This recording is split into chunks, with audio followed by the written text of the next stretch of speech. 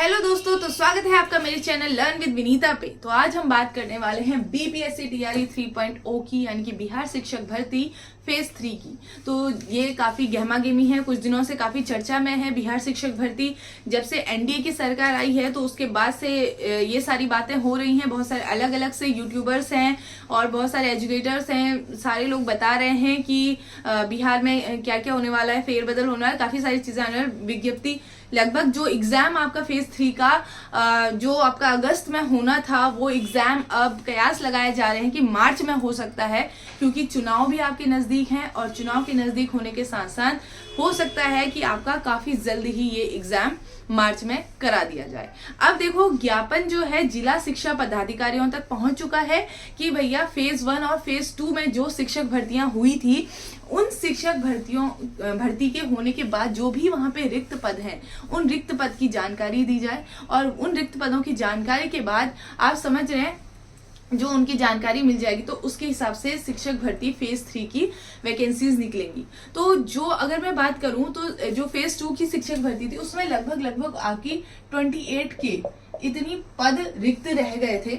और इतने पद रिक्त होने के बाद आप समझ रहे हैं कि हो सकता है 40,000 तक का अभी आपके पद निकले।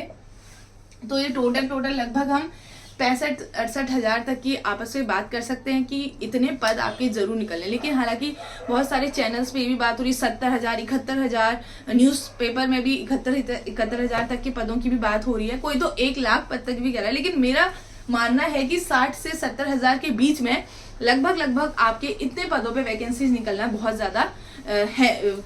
ज्यादा चांसेस हैं। अब ये वैकेंसी जो है आपकी पीआरटी, टीजीटी, पीजीटी, इन तीनों लेवल पे ही निकलेंगी, इस बात का भी ध्यान रहे। ऐसा नहीं है कि सिर्फ एक ही लेवल पे इतनी सारी वैकेंसीज निकल रही है, ये अलग अलग तीनों लेवल पे आपकी रहेंगी। ठीक है, तो आपको क्या ध्यान रखना है कि अब जो अगस्त में होना था वो पहले ही मार्च में जाके आपका एग्जाम हो जाएगा।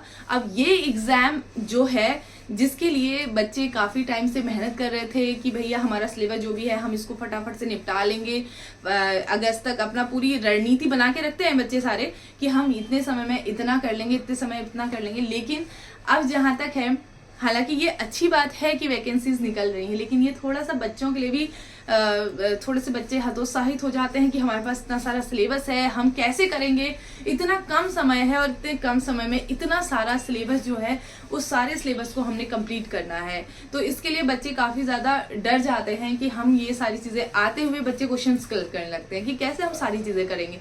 तो अगस्त और मार्च में काफी ज्यादा डिफरेंस है, क्योंकि फरवरी है और फरवरी में सिर्फ 1 महीना भी कुछ आते ही चले जाता है, पता भी नहीं चलता।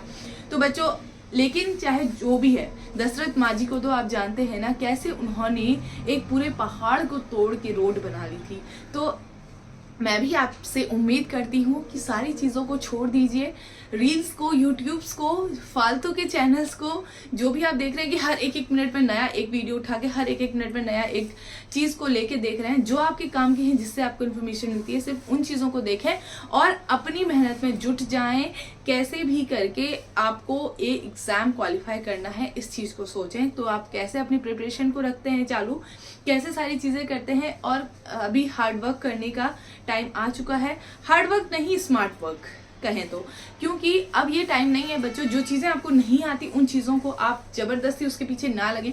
अगर आप ज्यादा से ज्यादा उन चीजों के पीछे लगेंगे ना, तो वो आपको और परेशान करेंगे। नहीं आएगा तो और दुख होगा कि एग्जाम में मैं कैसे करूंगा। तो आप कुछ भी नई चीजों को मत शुरू करें, सिर्फ अपनी उन चीजों पे लगें जो आपको बहुत अच्छे से आती हैं, उनको वापस से रिवाइज करें, वापस से रिवीजन करें और आगे बढ़ें। क्योंकि अगर आप ये नहीं करेंगे ना, तो बच्चों आपको दिक्कत होने ही वाली है। क्योंकि नया स्टार्ट करें, नहीं ये भी देख लेते हैं, वो भी देख लेते हैं, वो भी देख लेते हैं, अब ये टाइम नहीं रह गया ये सारी चीजें करने का। जो चीजें आपको पहले से बहुत अच्छे तरीके से आती हैं, उन्हीं चीजों पे फोकस करना है और उन चीजों को ज्यादा से ज्यादा टाइम लगा के फटाफट से रिवाइज करके निपटाते रहो, ताकि आप एग्जाम में अच्छा प्रदर्शन कर सको और उम्मीद कर सकें कि आप उस वैकेंसी पे क्लियर हो जाएं और उस वैकेंसी को ले लें।